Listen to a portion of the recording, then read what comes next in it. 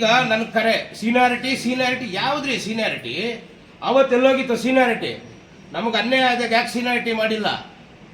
ನಿನಗೆ ಓಟೆ ಆಗದಿದ್ದವ್ರನ್ನ ಬೇರೆ ಪಕ್ಷದಿಂದ ಬಂದವ್ರನ್ನ ಅವ್ರನ್ನ ನೀವು ಇವತ್ತು DCS ಮೆಂಬರ್ ಮಾಡ್ತೀರಾ, ಹಾಲು ಉತ್ಪಾದಕರ ನಿರ್ದೇಶಕರು ಮಾಡ್ತೀರಾ, ಮತ್ತೊಂದು ಮಗದೊಂದು ಮಾಡ್ತಾ ಇದ್ದೀರಾ. ಪಾರ್ಟಿಯಲ್ಲಿದ್ದವ್ರು ನೀವೇನು ಮಾಡಿದ್ದೀವಿ?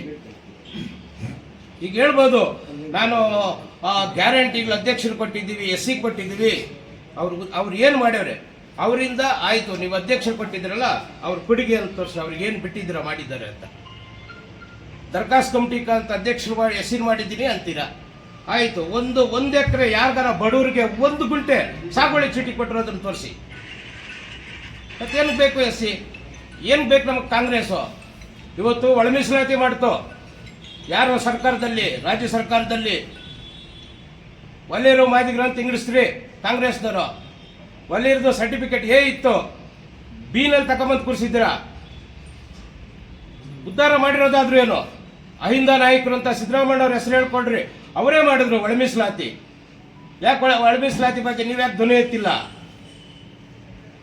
ಆಯ್ತಪ್ಪ, ಈ ಹಿಂದೆ ನಾನು ಶಾಸಕರಿಗೆ ಹೇಳ್ತೀನಿ, ಈ ಹಿಂದೆ MP ಎಲೆಕ್ಷನ್ ಆಗ್ಬೇಕಂದ್ರೆ ಇವತ್ತು ಸ್ಥಳೀಯರು ಅಂತ ಅವ್ರ ಭಾಷಣದಲ್ಲಿ ಎರಡೇ ಮಾತೆ, ನಮ್ಮ ಈ ತಾಲೂಕಿನ MLA ಅವರದು 2 ಮಾತಲ್ಲಿ ಮರಳು ಮಾಡ್ತಾ ಇದ್ದಾರೆ ಜನಗಳನ್ನ. ಏನಂತ?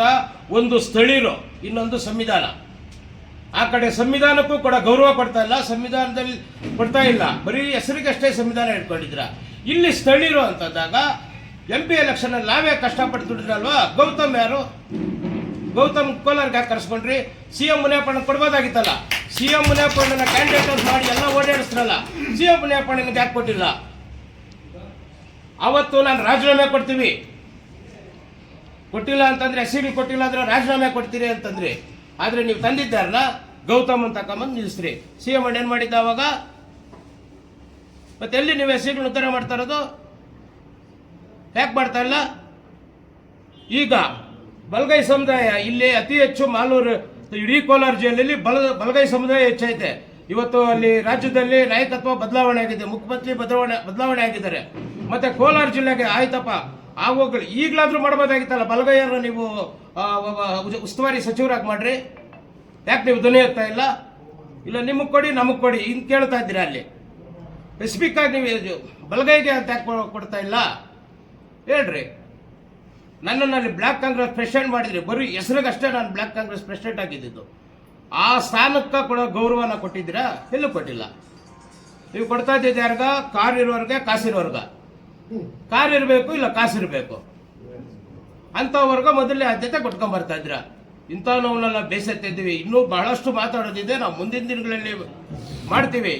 ವಿಜಯಣ್ಣವರ ನಾಯಕತ್ವದಲ್ಲಿ ಹೋರಾಟ ಮಾಡ್ತೀವಿ. ಮತ್ತೆ ಈ ತಾಲೂಕಲ್ಲಿ, ಮಾಲೂರು ತಾಲೂಕಲ್ಲಿ JDSನ ಅಧಿಕಾರಕ್ಕೆ ತರೋದ್ರಲ್ಲಿ ಎರಡೊಂದಿಲ್ಲ. 2028ಕ್ಕೆ ಶತಾಯಗತಾಯ JDS MLA ಆಗೇ ಆಗ್ತಾರೆ. ಇದು ಭರವಸೆ ಕೊಡ್ತಾ ಇದ್ರಿ. ಇದಕ್ಕೆ ನಾವು ಎಷ್ಟು ಹೋರಾಟ ಮಾಡಬೇಕೋ ಮಾಡ್ತೀವಿ ಅಂತ ಹೇಳ್ತಾ ನನ್ನ ಹುಟ್ಟು ಹಬ್ಬಕ್ಕೆ ಶುಭಾಶಯ.